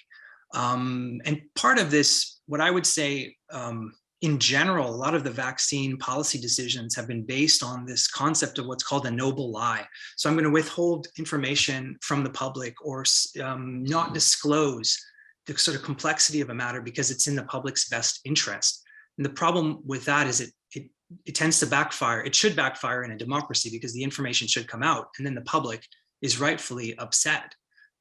So, I mean, just as a sort of personal experience, actually, I have a family member who's vulnerable, who's immunocompromised. And they couldn't, first of all, the physicians gave them no advice on what to do when they had COVID. And this was relatively early on in the pandemic. And they couldn't get a positive test for 2 weeks, even though they were very sick from the beginning. Their immune system sort of went into hyper, overdrive. And basically, they tried to beg to get monoclonal antibody treatment. The center refused them because they didn't have a positive PCR test.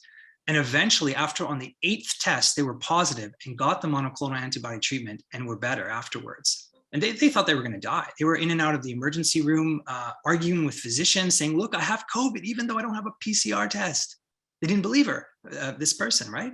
So I think we have to really take a careful and critical look at the failure in our medical system, and stop sort of narrowly viewing this debate about mortality and morbidity of COVID through vaccination, especially with the current treatments that are available. So that's sort of my response. Anybody else wants to comment on this? Yeah, I would like to add just one point that the use of the word immunocompromised has been obviously importantly emphasized throughout the pandemic. Now, with that in mind, especially at this stage in the pandemic, it's very important for us, as Peter was mentioning in his comments, to be very specific about what we mean by certain terms. So the beautiful, wonderful thing about COVID-19 vaccines is that they are overwhelmingly safe for the individual recipient, even for population groups that traditionally may have adverse effects to vaccines, for example, the elderly. And so, the definition of immunocompromised is very broad. And perhaps many of the immunocompromised people often referred to when called immunocompromised are safe candidates for vaccination. And that is a conversation that should be obviously held and directed with a medical provider on an individual basis. And so it's sometimes that nuance, I think, is lost in the discussion surrounding the vaccine mandates and vaccine effectiveness and who can get a vaccine and who can't.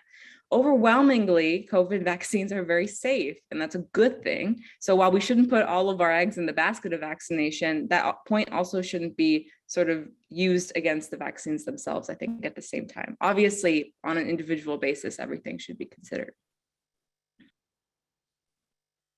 If I may simply comment on the question itself, and so Marie knows this, but I certainly have been critical of how, and it's an example, I think, of how we kind of have had the imposition of rules which seem to lack sometimes in reasonableness. So first, all of the eggs were indeed put in the basket of vaccination, and people were prohibited from coming to campus even if they were prior infected and had one vaccine shot out of this broad implementation, supposed to be important broad implementation of vaccine mandates and coherent messaging.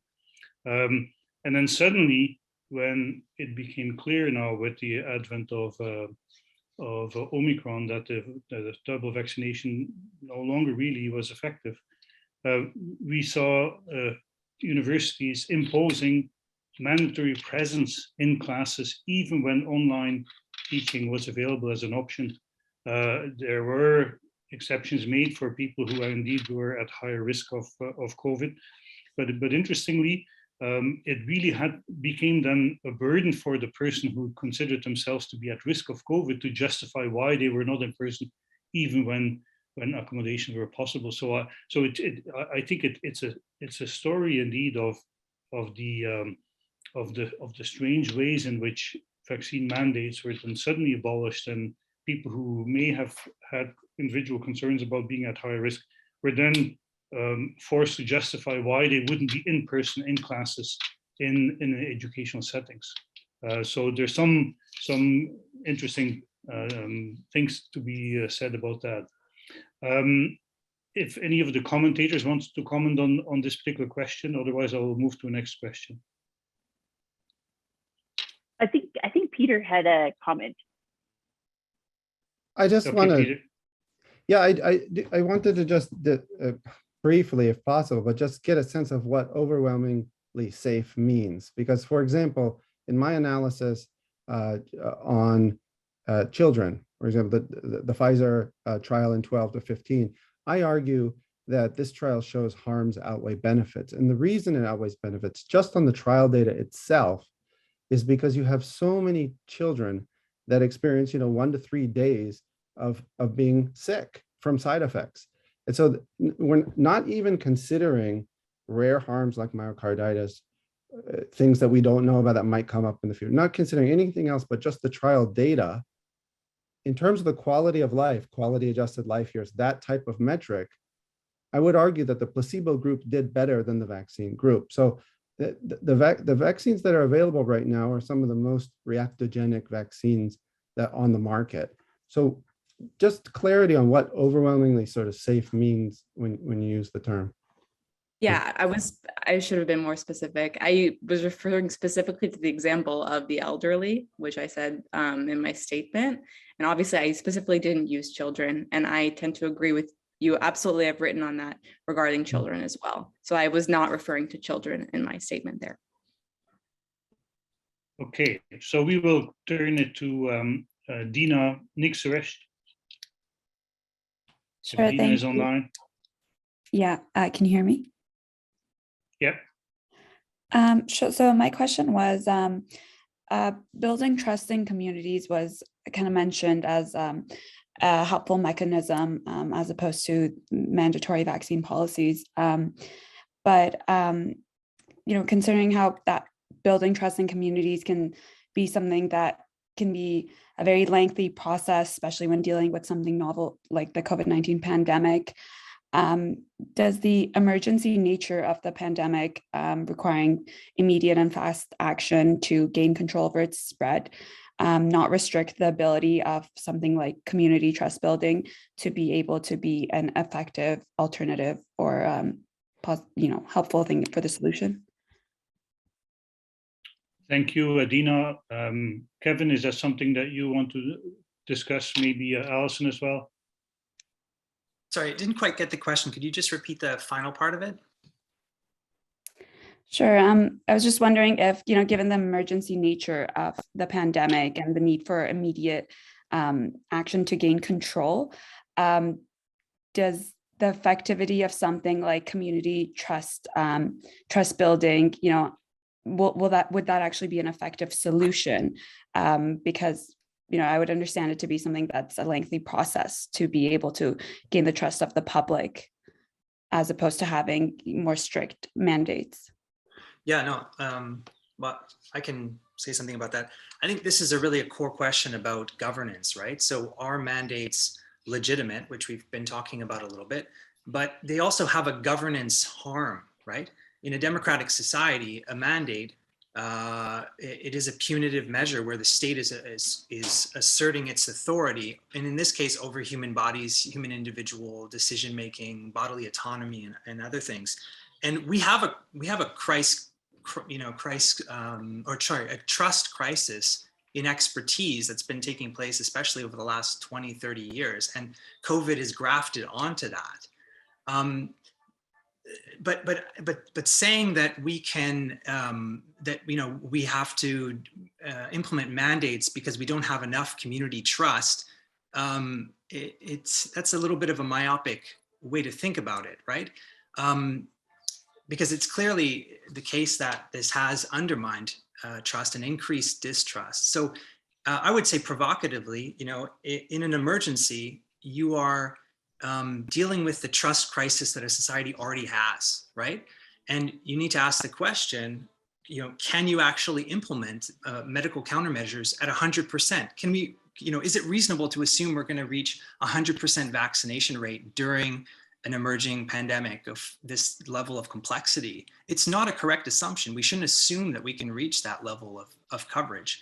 And I would say if you look at some of the cases where that exact logic was implemented, okay, we have a crisis problem, we don't have time to build trust because it's emergency, so we're going to use the mandate. There's been and this gets to some of Bill Bogart's comments about the impacting of the effectiveness of these mandates and issues around metrics and measurement. A couple of clear examples where it's quite obvious that the mandates backfired completely. Even from a policy standpoint. One is Austria, right? Austria implemented the world's first population level vaccination mandate, saying everyone has to be vaccinated, after they had flip-flopped a couple of times before that. Then that passed through the parliament, it was implemented, and then it was taken away 6 days before the fines were supposed to go into effect. If you look at vaccination coverage in Austria, 20% of adults remain unvaccinated, and that hasn't changed since that policy was decided. So that's a very clear failure in Austrian politics, right, and in public health. I mean, we're not sitting, but this webinar is through the University of Toronto, and clearly, yes, as Alison was saying, lockdowns and other measures created a lot of tension in society, but the Ottawa, Freedom Convoy was instigated by a cross-border vaccine mandate. That's what was the sort of spark that set that off. In the U.S., the OSHA mandates were struck down by the Supreme Court. Yes, the medical mandates for clinical settings went through. So I think the way of us conceptualizing how to address distrust through a mandate culture, I think that's a fallacious perspective. That's my opinion, but I'm sure other people have other comments around this. Anybody else wants to comment? I'd like to jump in if that's all right. It's Alison here. I think your point is really well taken, that you can't build trust in the middle of a crisis very easily. And this is why, again, I'll go back to talking about preparedness. Part of being prepared is,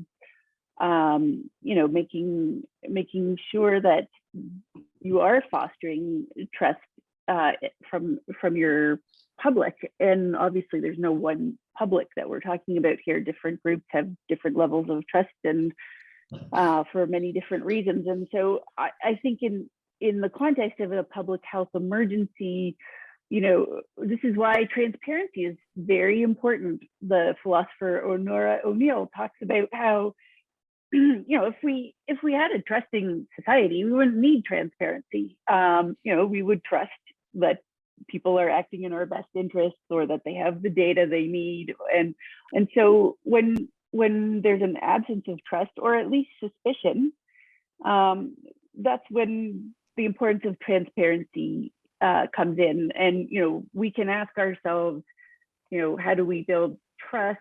And I think it's hard to build during a pandemic, but we can make it worse, or we can make it better. And I think the way that we do that is by asking not how can we get people to place their trust better, or to trust who we think they ought to trust. It's really asking, how do we make these institutions that are making these decisions more trustworthy? Because at the end of the day, that is what is really important. It's not studying how does the public place their trust. It's about what makes an institution trustworthy. Why do people not trust public health? Why do people not trust big pharma? Why do people not trust government? And you can when you ask that question and you look at, will a vaccine mandate for a vaccine that has no long-term data on safety and effectiveness, no transparency, around the data, as Peter has pointed out, is that going to make people think that we are trustworthy? I think we need to ask those questions all the time when we're making decisions in the context of a public health emergency. Thank you very much, Alison. So I will take a question from Nancy Yu, and then I will go to the public question that where I see that hands have been raised. So Nancy Yu.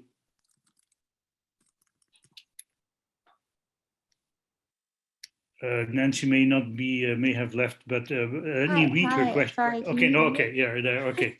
Sorry, my mic was off.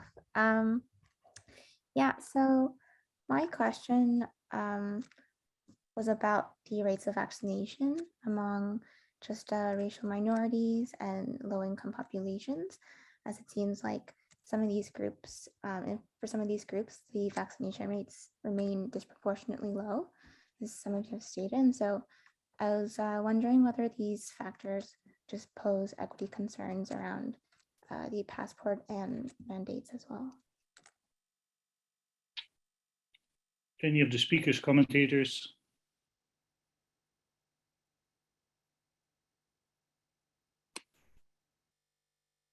Rachel, do you want to jump in? I've gone first. Yeah, Rachel may want to and address that just one. to let everyone know, Stefan had to jump off the call, so he's not here.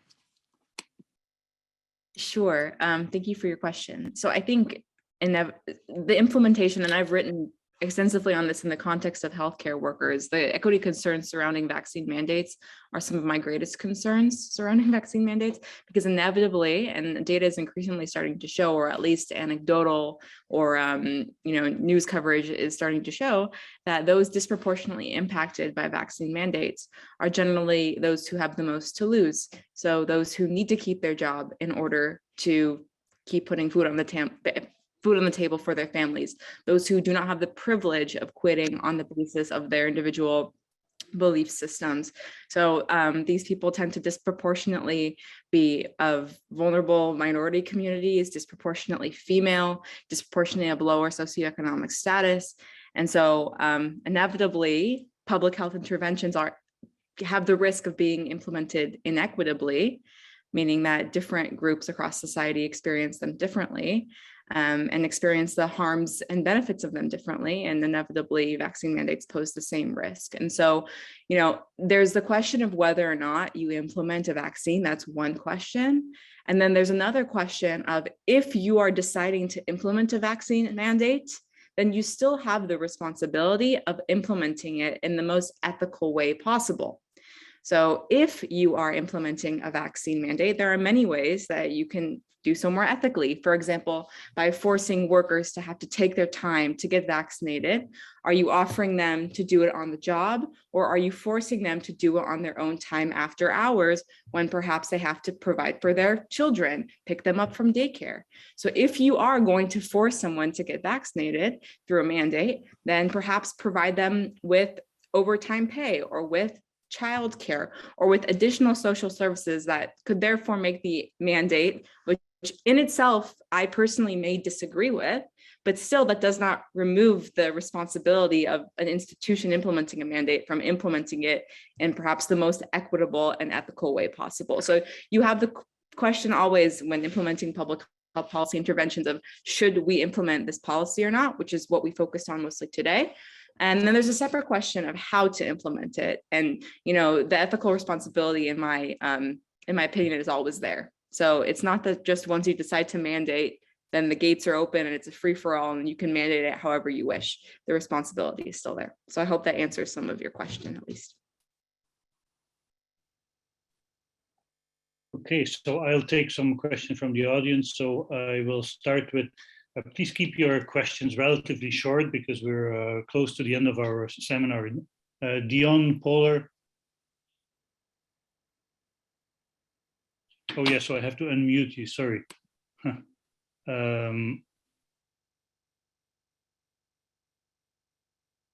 was unmute, okay. Thank you, Trudo, and thank you all. This was just an excellent, thoughtful panel, the best I've heard on this topic throughout the whole pandemic. My question is about the reduced public trust possibly in universities and scientists as a result of appealing to the science to justify vaccine mandates. I think Peter touched on the lack of access to data, and in cognate fields in my area, there's been a replication crisis. And so as a result, data transparency movements. How are colleagues in the university in medicine and public health, how are they dealing with this? Because I think more and more people are now really aware of this issue. I wasn't aware of it before. And so are people continuing to accept this state of affairs, or are they doing something to change it? Thank you, Dion. Do you want me to take this, Trudo? Peter, do you want to say something? Yeah, I'll just say transparency has improved over the last decade, but it's not in an adequate state. I'd venture to say that most people in our area are not aware of the lack of data. Again, it's always, I'm sure that somebody else has looked at it, somebody else has checked it, somebody else has access. There isn't actually, I think, enough awareness about the problems with access to data. And ultimately, I think there's a bit of concern that probably exists out there that once December 11th, 2020 and the first emergency authorization was made and the massive rollout began, there became huge incentives to essentially not look at things that as critically as before, because you may find out information that is not what you're hoping for. And I think that that has to sort of be recognized, that there becomes a disincentive to learn something, that's, not as one hoped. I would add to that as an answer to the question also, if I may, that this is one of the points I thought I was going to elaborate on if I had time, but I find it therefore remarkable that indeed that in the context of academic institutions and academic leaders have not insisted and put pressure on governments and policymakers that transparency of data and transparency in the regulatory structure and transparency of clinical trials data should be an absolute requirement before we start imposing mandatory vaccination in educational settings. So if academic institutions have basically brushed aside this as a non-issue, how can we expect that there is actually awareness in the broader community and the media and in other settings about this significant issue, which we know from various publications, including publications that Peter certainly has participated in, is a serious problem. So I'll take the next question. If you could be very briefly, because we're running out of time, but I may ask you to formulate your question, and I may go then to the next person to see if we can combine some of the questions. So Brian Thomas. Oh yeah, so I have to ask to unmute. Okay. Brian, who actually participated with Lex Atlas. Hi. So let me be quick. I think an important consideration is that vaccine passports were implemented in the fall of 2021 as the fourth wave of the pandemic was underway, and there was every reason to expect a universal comprehensive lockdown of non-essential services in the alternative to vaccine passports. So in this context, don't vaccine passports seem like a less restrictive alternative in the sense that they don't make anyone worse off, because the unvaccinated and the vaccinated alike would have been under a universal lockdown, and vaccine passports offered at least a less restrictive alternative to that. Okay, let me go to Tamara's question, and then we can combine these two, and I think we will have to keep it at that. So Tamara. Hi there, thanks for the great discussion. I regretfully missed the first small bits there, but I wanted to know in regards to transparency and accountability, who's responsible for vaccine injury? I'm contacted a lot by people who have suffered adverse reactions, the very same people who have been, as I've heard here in this meeting, forced and coerced into getting vaccinated for things like keeping their job or continuing to go to school. And then they can't have those adverse reactions recognized by their doctors. It's not being documented by public health, and then they can't apply for the government grant program on adverse reactions. So who's responsible for those people who have taken these coercive injections to keep their job, but then they suffer damage as a result of the injection and can no longer work, when the system seems to be completely failing them at every turn? Okay, I'll take one last question, and then we can see if anybody wants to take on these three questions. Okay, Konstantin. Yeah, hi. So for students that are unvaccinated, obviously mandates are very harmful, but I'll use U of T as a quick example. They're getting rid of the mandate starting May 1st, but assume there is a student that's in school and then U of T said they're pausing the mandates. What if they unpause it in the middle of the semester? What's going to happen to a student? Shouldn't U of T and other schools that are pausing make sure that no matter what, the students can continue their education? Maybe they can't go onto campus, without testing, or, testing wasn't even an option for this year for U of T. Shouldn't the schools make sure the kids are allowed to go to school and not just leave them in the sword of Damocles, right? Because they're just saying we're pausing it. So that's my comment and question, I guess. Okay, so let me go back to the panel. Let's start with Brian Thomas' question.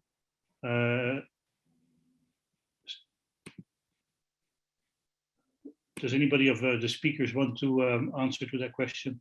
Yeah, I mean, I can speak to that a little bit. It's obviously a huge topic and we don't have a lot of time, but I would say on the one hand, that's not what really happened, right? We still ended up having restrictive measures in the fall of 2021. In Europe, especially where they implemented the vaccine passports and they still then had lockdowns and other restrictions. So from a policy perspective, we implemented the passports and we did the lockdowns and we did the restrictions.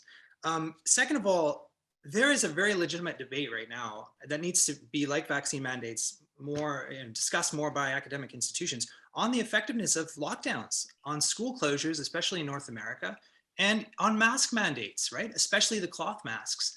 And there's going to be some uncomfortable, I think, like going forward in a year or two, uncomfortable realizations. And I hope that universities can be honest where they've made mistakes or veered on the side of a very heavy-handed approach where the evidence is a little bit weak on the effectiveness of these measures. And so one of the big concerns I have actually is as a society, can we admit where things were done, in less than ideal ways, or where we actually made mistakes? Because that is absolutely fundamental to building trust. Bill, we haven't heard you and any of the comments. Do you want to add something to that? Well, actually, if you're inviting me to speak, I'd a couple of minutes ago, the exchange between Alison and sorry, pardon my glasses. Kevin, sorry. That's the kind of exchange that I'd like to see built into the discussion part of the paper. I think that would make the paper much stronger.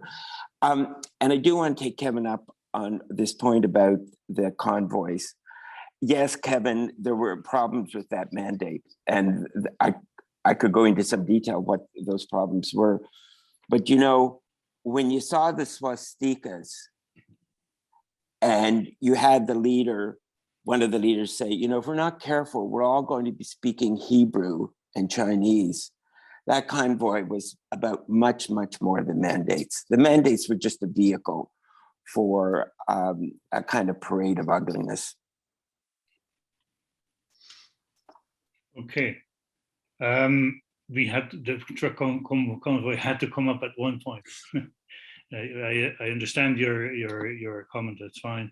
I'm just joking here. But is there anybody who wants to respond to Tamara's question about who is responsible? I mean, that's a broad question of regulatory control, of improvement of the regulatory structure. I think there is certainly in broad circles an agreement that if vaccination is introduced, that we have to have a good compensation scheme if harms occur.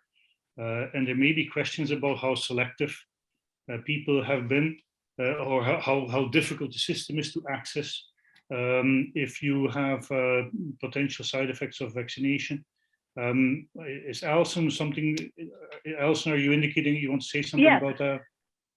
Yeah, I just wanted to mention that, I think as a society, we need to take collective responsibility, particularly when there's a mandate to compensate people who have been injured. My concerns are around just anecdotal evidence that I've encountered in the last few months around physicians claiming that they are reluctant to write medical exemption letters for patients because they are worried what their colleagues will think. Does that extend to reporting adverse events following immunization? Are there sort of interprofessional issues there that they may not be working in a culture where that's encouraged? There are time restrictions for clinicians. We know adverse events are massively underreported anyway. There's issues around how to prove causation, which are very challenging for vaccine injury compensation schemes. And then I just happened to look yesterday on the statistics for the new federal vaccine compensation scheme, which does not include Quebec, which already had one. And there have been fewer than 5 awards made through that system. And, so there's a huge backlog there. And, the evidence seems to suggest that it's not going to come in time to compensate people who have lost wages, in time to help them, but it's also questionable how many of those cases of causation will be proven. And then the other issue is that, it has to be a severe and permanent injury for you to receive that compensation. So there's a big conversation to be had around the reciprocity owed to people who are harmed by vaccines. And when you layer on mandates, then I think that there's an even more compelling argument to be made for mandatory compensation. Yeah, and flexibility in the interpretation, indeed, as you point out. So I think on that note, we have to stop. I know there's some more questions. I would invite those who had questions and to send emails to any of us or even to me, and I can circulate it with the speakers and commentators. The student questions have also been sent to the speakers and commentators. So if you want to respond to any of the questions, speakers and commentators, so please send any responses to me. I would like to invite the attendees to join me in thanking our speakers and commentators. And unless Kevin has to give us as first author on that paper a last comment, I would conclude this session. Kevin, do you want to add anything further? Yeah, I would just like to say that prior to the pandemic, we had a political discourse, and I'm speaking specifically about the US, but I think this is actually something also in the UK and now starting in Canada, of immense polarization, where if you were on the left, the right was crazy. If you were on the right, the left was crazy. And, Trump was supposed to bring forward sort of a fascist regime in the US, et cetera. Yes, okay, I'm not going to comment on Trump right now. What I'm going to comment on is just the center of bringing back classic liberal values of debate, dialogue, nuance, and mutual understanding and mutual respect. And I think that has been lost during the pandemic in general because of the measures and also because of our stress response, right? We've had 2 years of stress. And I remember just before the pandemic taking part in a pandemic exercise in London, and a senior official of WHO said to me, "Oh, you're an anthropologist. Well, you're really important." And I said, "Oh, well, everyone always says that." Yes, because do you know why? During these pandemics, the worst thing is the way that people respond because of the stress. It's not actually the disease, it's the stress on society. And you need to study that. And I think also social scientists have kind of failed a little bit too here. Medical anthropology, sociology, etc. So anyhow, just like to say, let's make liberal values great again. And thank you all for joining us, and I look forward to talking to you all in some other capacity. And thanks Trudo. And let's think also about the role of social media actually in this particular context. And so Safa Warsi, one of our students, had a question about has there been a particular influence of social media? And I think indeed social media has not been positive in that respect for that kind of discourse. It has actually certainly contributed to the polarization. So on that note, I will conclude this session. So thank you everyone for being online with us. And again, speakers and commentators for particularly the commentators for wonderful comments on our paper. Bye everyone.